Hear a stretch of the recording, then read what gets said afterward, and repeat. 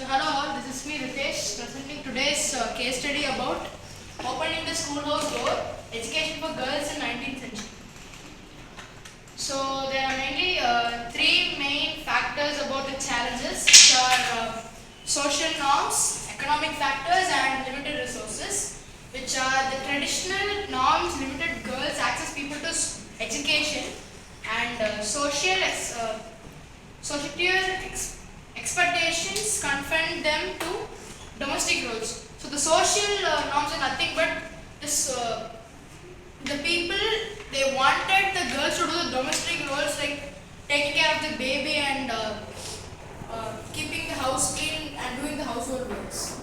The economic factors, poverty and the need of child labor further restricted opportunities. It's nothing but in olden days, if example, let's take a family where the father is not here and the daughter has to go to the work. So like due to the child labor, it also restricted the opportunity for girls to learn.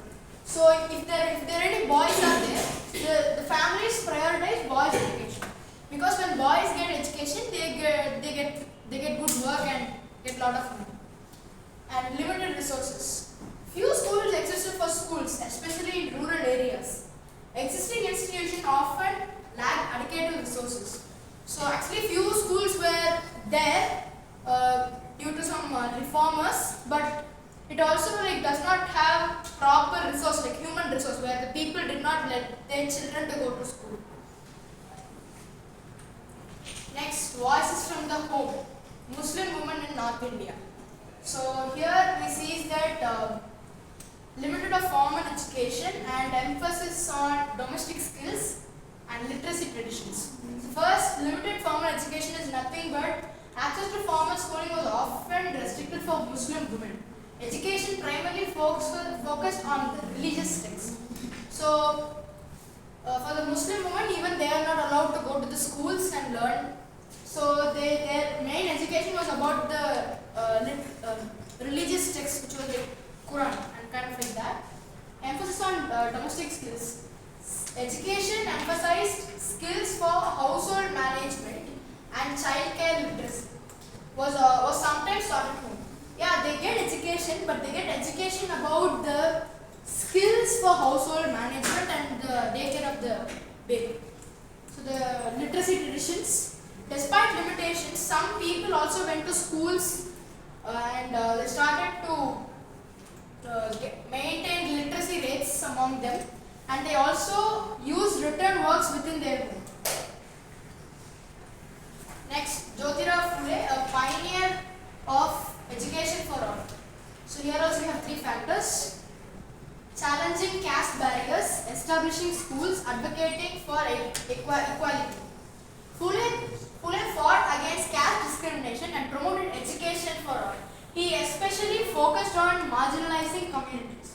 So Jyotirao Phule is a reformer who wanted caste discrimination to be abolished, and he also wanted everyone to be together. So he fought for the caste discrimination, and he mainly focused on the marginalizing of communities.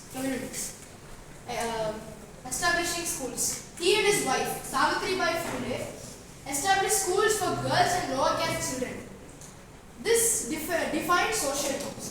So Jyotirao Phule and his wife Savitribai Phule, they both created new schools for children, especially for widows as well, if they wanted to get education, and advocating for equality. Jyotirao Phule advocated for equal rights and opportunities for women. He inspired many to join the movement. So Arya Samaj, championing education and social reform. Here also we have main three factors. Promoting education. The Arya Samaj emphasized education for both boys and girls. It established schools and colleges across India. So the Arya Samaj is a committee in Punjab. It focused on education for both boys and girls. So that's why it created a lot of schools and colleges across the India. Next, the social reform. It advocated widow remarriage and opposed child marriage. Also, it challenged caste-based discrimination. So, the Samaj protested for the widow remarriage. So in the year 1829, the British passed the law of widow remarriage, and the opposition of child marriage. So even the girl child has a lot of dreams to do in their life, right? They wanted to get education, and so the child marriage restricted that things. So the opposition of child marriage which can lead to the accomplishing of their dreams. So the religious revolt, the Samaj sought to revive Vedic traditions and promote social harmony. It fostered a sense of national identity. So everyone would be aware of Vedic text, right? So it was one of the oldest written education system by India. So what the Adi Samaj thought, that they wanted to revive them, they wanted to rewrite and make some corrections and make it where all the people can get information about it, and they thought it is a national identity for them. Next, Mumtaz Ali. So I would like to go with some questions. Shrika. So what are the main promoting education about Arya Samaj in Punjab? The Arya Samaj, it established schools all over India. Okay. For both boys and girls. They wanted to educate both boys and girls all throughout the world. That's correct answer. Then let's move on to K. So on what basis people thought that doesn't want girls' education as not important one? There are social norms, the economic factors, and the limited resources in the given area. Social norms and economic factors, mainly that they promoted boys' education and girls were considered a financial burden. And limited resources, because even though there were some schools, they did not have the adequate resources to support the school and bring it to further levels. Yeah, this is correct answer. Daksh.